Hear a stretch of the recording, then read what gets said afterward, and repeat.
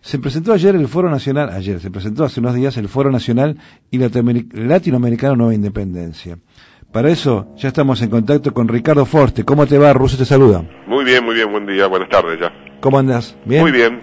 ¿Qué es el Foro Nacional y Latinoamericano? A ver, dentro de la Secretaría de Coordinación Estratégica del Pensamiento Nacional, en el marco del Ministerio de Cultura de la Nación, tenemos un programa que se llama Foros hacia la Nueva Independencia, que es un programa federal que ya ha hecho 5 foros. El año pasado comenzamos con el NEA, que eran 4 provincias, Misiones, Corrientes, Chaco y Corrientes, y después hicimos Patagonia Norte, Neuquén, La Pampa, Río Negro, después hicimos Córdoba, después Cuyo, un foro sobre Sarmiento, después hicimos hace poquito otro foro en el litoral con la figura de Artigas como figura central y la declaración de hace 200 años de independencia de los pueblos libres. Ahora terminamos todo este recorrido en un gran foro nacional y latinoamericano en la ciudad de Tucumán entre los días 6 y 8 de julio. Va a ser un foro con distintos ejes temáticos, con participantes de 13 países, vienen de toda América Latina, de Estados Unidos, también algunos de Europa, y va a ser un foro muy vinculado también a ese otro foro que hicimos, que fue Emancipación e Igualdad, el foro que se hizo en marzo en el Teatro Cervantes, con la intención de generar ámbitos de encuentro, de discusión, de debate público, y con un espíritu fuertemente federal. Nos parecía importante también hacer un foro de mucha significación, así como se hizo en su momento en Buenos Aires, y vinieron tantas personalidades de distintas partes del mundo, bueno, hacerlo ahora, vísperas del 9 de julio, y preparando lo que va a ser el año que viene el bicentenario de la independencia, bueno, hacerlo en San Miguel de Tucumán. Ahora, Ricardo, hay dos temas o dos conceptos que vos manejás, quizás yo maneje algo menos, pero la mayoría, el promedio de la gente está poco enterado o se guía por títulos. Sí. ¿Qué conceptos? Uno es el pueblo originario y el otro es el bicentenario de Artigas. Sí. A ver, en este foro se va a hablar del pueblo originario desde su visión histórica o no. Sí, a ver, los foros tienen siempre distintos ejes temáticos, mesas. Hay una mesa que va a ser la que inaugura el foro el primer día, el lunes 6, que está directamente vinculada con la problemática de los pueblos originarios, que tiene como panelistas a, por ejemplo, Giovanni Samanamut, que es el viceministro en Bolivia, entre otras cosas, que se ocupa de la problemática de los pueblos originarios. Participarán también representantes de los diaguitas, de los tehuelches, de los mapuches.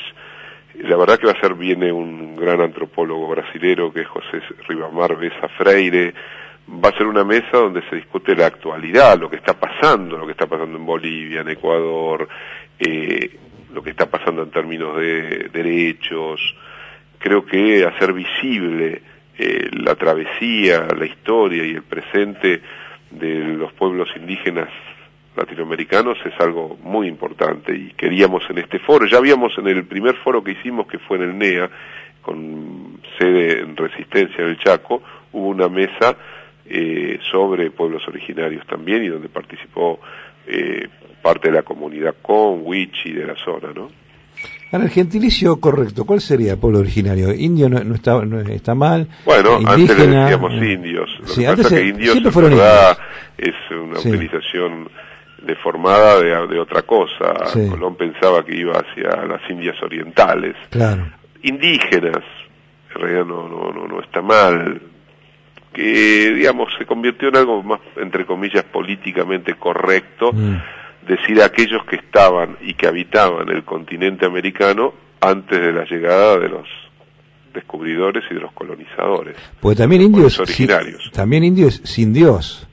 No, indio es en realidad por la India. No, ya sé, era también salió otro, ese era el común, pero también salió otro concepto que decía, no, también mira que indio quiere decir sin Dios. No, bueno, pero eso es parte de cierta cuestión del habla popular, prejuicio, porque no hay pueblo del mundo que no ha tenido y no tenga diversas formas de construcción mítica, religiosa, y obviamente que los pueblos originarios, desde el norte al sur, con sus diversidades, porque hay infinidad de etnias y de culturas y de lenguas, han tenido y tienen una construcción cultural religiosa muy importante. Lo que pasa que desde la visión del monoteísmo europeo, universalista, y donde el único Dios era el Dios, en este caso cristiano, el resto eran abominaciones, herejías, deformaciones, estructuras demoníacas, etcétera, etcétera. Bueno, hace mucho tiempo,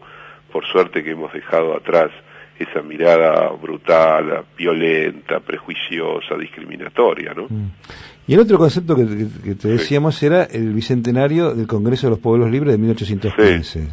Eso lo hicimos, fue el foro del litoral, que primero se hizo en Posadas y después cerró en Paraná, que tiene que ver con una memoria invisibilizada, la memoria del artiguismo, de José Gervasio Artigas, de la lucha de Artigas para pensar no en términos de dos países, sino de una región integrada, con una política agraria extremadamente progresista para la época, con la declaración de libertad de los negros y también con participación activísima de los indios en sus fuerzas.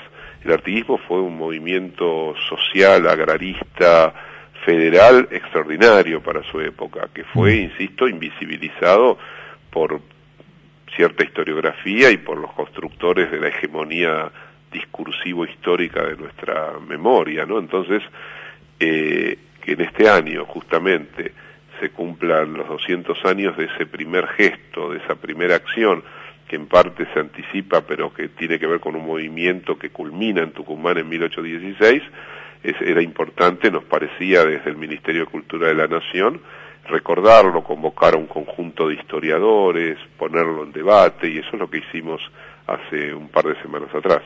Por último, Ricardo, hasta hace unos años eras un opinólogo, un filósofo, no sé, un tipo que sabía, hoy sos un funcionario. ¿Sí? Ajá, sí.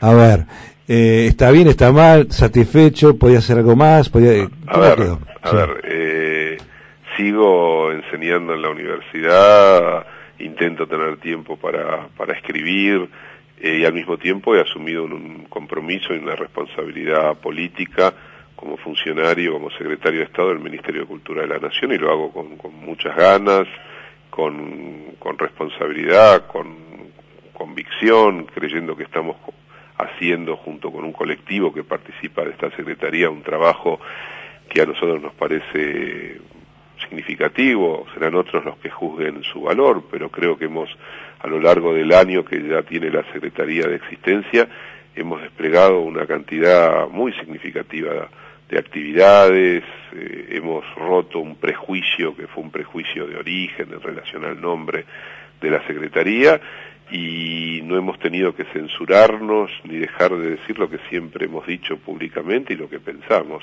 Yo hago un balance, lo terminaré de hacer el 10 de diciembre cuando finalice mi función como secretario, pero hago un balance personal valioso y como un enriquecimiento.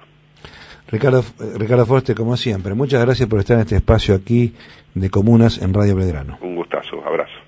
Seguimos.